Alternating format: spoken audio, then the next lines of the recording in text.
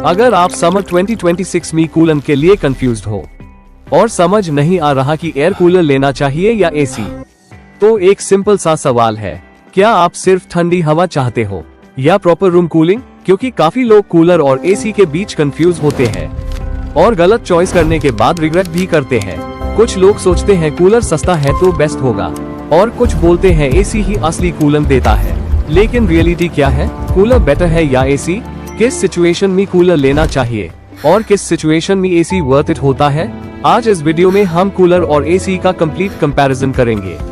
Cooling, electricity bill, maintenance, health, room size, सब कुछ simple language में, ताकि वीडियो खत्म होने तक आपको क्लियर हो जाए कि आपके लिए बेस्ट ऑप्शन क्या है।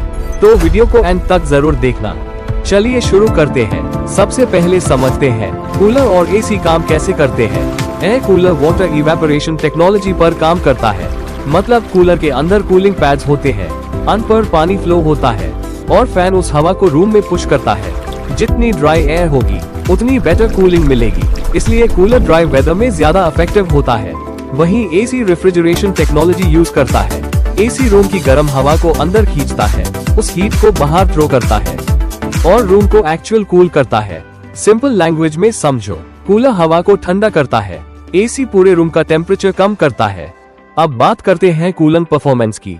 अगर आप कूलिंग पावर कंपेयर करो तो यहाँ एसी क्लियर विनर है। कूलर जनरली रूम टेम्परेचर से 4 से 8 डिग्री तक कूलिंग दे सकता है, लेकिन एसी रूम को 16 से 24 डिग्री तक मेंटेन कर सकता है। मतलब पीक समर में जब टेम्परेचर 42 या 45 डिग्री हो, कूलर स्ट्रगल कर सकता है, लेकिन एसी स्टेबल कूलिंग देता है। अगर आप एक्सट्रीम हीट एरिया में रहते हो तो एसी ज्यादा यूजफुल होगा। अब आता है इलेक्ट्रिसिटी कंजम्पशन। यहाँ कूलर काफी स्ट्रॉन्ग ऑप्शन है।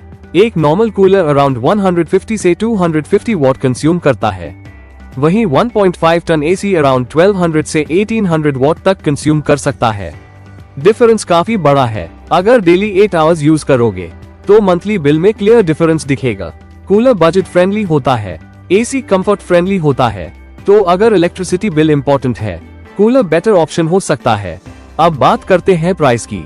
कूलर का प्राइस जनरली 5000 से 15000 के बीच होता है, वहीं एक गुड इन्वर्टर एसी 30,000 से 50,000 या उससे ऊपर भी जा सकता है। और सिर्फ बाइंग प्राइस नहीं, इंस्टॉलेशन कॉस्ट भी होती है। Copper pipe, stand, fitting charges, ये सब एक्स्ट्रा। कूलर में बस प्लग लगाओ और यूज करो, सिंपल। एसी में इंस्टॉलेशन प्लानिंग चाहिए। अब मेंटेनेंस कंपेयर करते हैं। कूलर का मेंटेनेंस सिंपल होता है, वाटर टैंक क्लीन करो, कूलिंग पैड्स चेक करो, बस। लेकिन एसी में सर्विसिंग इम्पोर्टेंट होती है। Gas pressure, filters, internal cleaning, regular maintenance चाहिए। अगर मेंटेनेंस इग्नोर की, कूलिंग इफेक्ट कम हो सकता है।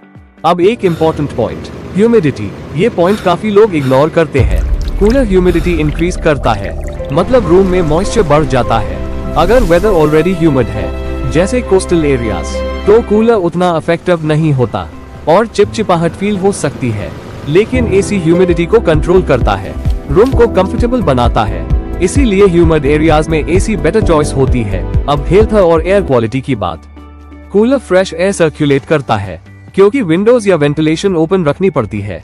फ्रेश एयर फ्लो मिलता है, लेकिन एसी मोस्टली क्लोज रूम में यूज होता है और सेम एयर सर्कुलेट होती रहती है। अगर फिल्टर क्लीन ना हो तो एयर क्वालिटी अफेक्ट हो सकती है, लेकिन मॉडर्न एसी में एयर फिल्टर्स भी मिलते हैं जो डस्ट और बैक्टीरिया को रिड्यूस करते हैं। अब रूम साइज के हिसाब से समझो। अगर आपका रूम स्मॉल या मीडियम है और वेंटिलेशन अच्छी है तो कूलर इनफ हो सकता है, लेकिन अगर रूम बड़ा है या प्रॉपर कूलिंग चाहिए तो एसी बेटर रहेगा, स्पेशली आफ्टरनून हीट में। अब सबसे इम्पोर्टेंट क्वेश्चन, आपको क्या लेना चाहिए? अगर आपका बजट टाइट है, इलेक्ट्रिसिटी बिल बचाना है और आप ड्राई वेदर एरिया में रहते हो तो कूलर एक स्मार्ट ऑप्शन है। लेकिन अगर आपको पावरफुल कूलिंग चाहिए, कंफर्ट चाहिए, ह्यूमिडिटी कंट्रोल चाहिए और बजट अलाउ करता है तो एसी क्लियर बेटर चॉइस है।